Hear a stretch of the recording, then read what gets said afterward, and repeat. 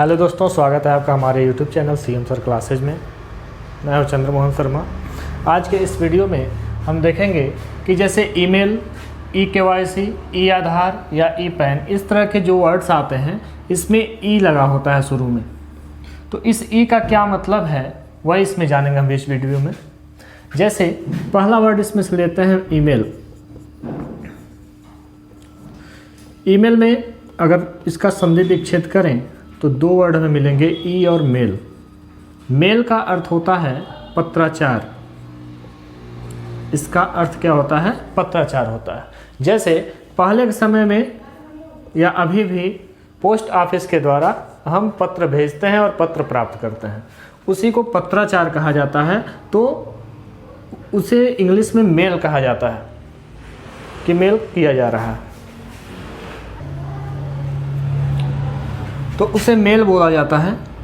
जब से ईमेल आया है तो उसे हम इलेक्ट्रॉनिक मेल बोलते हैं। ई का अर्थ होता है इलेक्ट्रॉनिक, मतलब वही पत्राचार हम करते हैं लेकिन इलेक्ट्रॉनिक रूप से करते हैं, मतलब डिवाइस के माध्यम से करते हैं, इसीलिए उसे हम इलेक्ट्रॉनिक मेल बोलेंगे।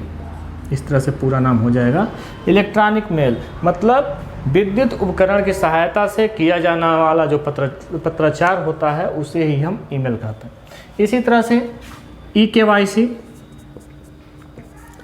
ई-केवाईसी ले लेंगे। मतलब केवाईसी का फुल फॉर्म जो होता है नो योर कंज्यूमर,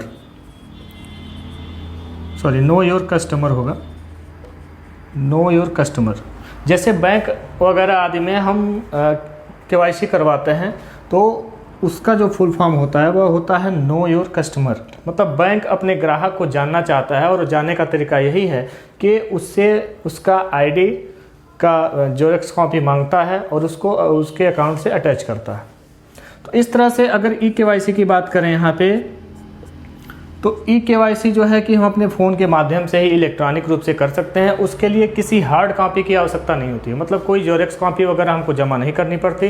बस हमें अपने आईडी का नंबर जो है वह मोबाइल फ़ोन में एंटर करना होता है और उसके साथ साथ आईडी की फ़ोटो भी क्लिक करके और उसमें अपलोड कर दिया जाता है। उसे ही हम ई-केवाईसी कहते हैं। यहाँ पर भी इसका फुल फॉर्म जो होगा इलेक्ट्रॉनिक केवाईसी होगा।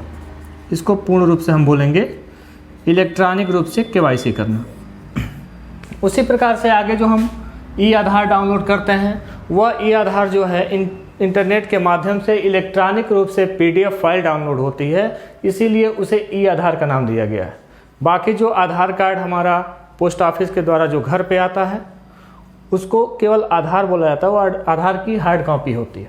इसी तरह से ई-पैन, अगर हम नया पैन कार्ड बनवाते हैं तो उसमें ईमेल आईडी प्रोवाइड किया जाता है और ईमेल आईडी पे ही सबसे पहले पैन कार्ड जो है ईमेल आईडी पे ही बन के आता है, लेकिन वह जो आता है वो ई-पैन होता है। उस फाइल पे लिखा भी होता है कि ई-पैन है, मतलब इलेक्ट्रॉनिक पैन, मतलब इलेक्ट्रॉनिक रूप से आया हुआ है, उसकी कोई हार्ड कॉपी अभी आपको नहीं प्राप्त हुई है। फिर बाद में हार्ड कॉपी आपको प्राप्त होती है, उसे केवल पैन कार्ड बोला जाता है। तो इस तरह से हमने इस वीडियो में यह जाना कि जिस भी वर्ड के सामने ई लगा हुआ है एक तरह से, तो ई का मतलब यही होता है इलेक्ट्रॉनिक। मतलब उस दस्तावेज में किसी न किसी उपकरण का, मतलब उपकरण के द्वारा ही उसको मतलब हम देख सकते हैं, उसको प्राप्त कर सकते हैं, इसीलिए उसे इलेक्ट्रॉनिक नाम दिया गया। तो उम्मीद है इस वीडियो से आप लोगों को अच्छी जानकारी मिली होगी।